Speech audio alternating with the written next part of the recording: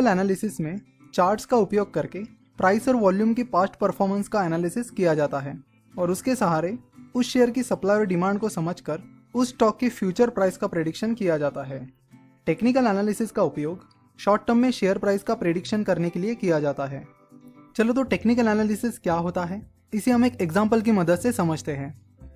जब कोई एग्जाम होती है जैसे कि बोर्ड एग्जाम्स, ग्रेजुएशन एग्जाम्स जैसे कि इंजीनियरिंग, MBBS एक्सेट्रा, या कोई और एग्जाम्स, तब बहुत सारे स्टूडेंट्स पिछले कुछ सालों के क्वेश्चन पेपर्स इकट्ठा करते हैं और उनका एनालिसिस करते हैं। जैसे कि अगर कोई सवाल पिछले 4 सालों से लगातार पूछा जा रहा है तो ये स्टूडेंट्स उस सवाल को एकदम अच्छा पढ़ के जाते हैं, क्योंकि उन्हें लगता है कि ये सवाल पिछले 4 सालों से लगातार पूछा जा रहा है, इसलिए ये सवाल इस बार भी पक्का आएगा। आई एम श्योर कि आप में से भी कुछ लोगों ने इस टेक्निक का उपयोग किया होगा। बहुत सारे स्टूडेंट्स इसी तरह एग्जाम में पिछले सालों के क्वेश्चन पेपर्स पढ़ के आते हैं।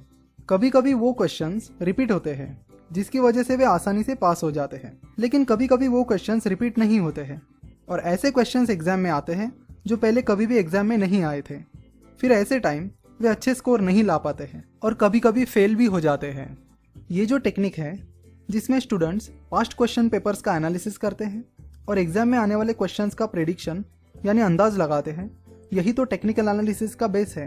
बस स्टॉक मार्केट में क्वेश्चन पेपर्स की बजाय स्टॉक की प्राइस और वॉल्यूम की पास्ट परफॉर्मेंस का एनालिसिस किया जाता है और उसकी मदद से स्टॉक की फ्यूचर प्राइस का प्रेडिक्शन किया जाता है। जो स्टूडेंट्स इसी तरह एग्जाम में प्रिपेयर करके जाते हैं या जाते थे, उन्हें पता है कि इस टेक्निक में बहुत रिस्क होती है और लक बहुत इंपॉर्टेंट फैक्टर होता है।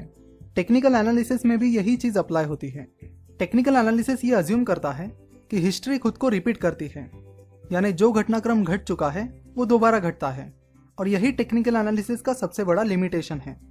क्योंकि जैसे कि हमें पता है change is the law of universe, यानी बदल सृष्टि का नियम है, इसीलिए कई बार हिस्ट्री रिपीट नहीं होती है। तो टेक्निकल एनालिसिस की इस लिमिटेशन को ध्यान में रखकर ही आपको उसका यूज करना होगा। इन्वेस्टर्स और ट्रेडर्स के इमोशंस का भी मार्केट पर काफी प्रभाव होता है, इसीलिए मास साइकोलॉजी को समझना बहुत जरूरी होता है। और टेक्निकल एनालिसिस ट्रेडर्स को लोगों के इमोशंस और साइकोलॉजी को समझने में मदद करते हैं। शॉर्ट टर्म में बहुत सारी अनसर्टेनिटीज होती है और मार्केट के इस इरेशनल बिहेवियर को मेजर करने के लिए टेक्निकल एनालिसिस का उपयोग किया जाता है। टेक्निकल एनालिसिस सिर्फ 2 चीजें देखता है, प्राइस और वॉल्यूम। प्राइस और वॉल्यूम दोनों भी नंबर्स है, इसीलिए हम ये कह सकते हैं कि technical analysis is all about numbers. Technical analysis में चार्ट का इस्तेमाल करके प्राइस और वॉल्यूम का एनालिसिस किया जाता है।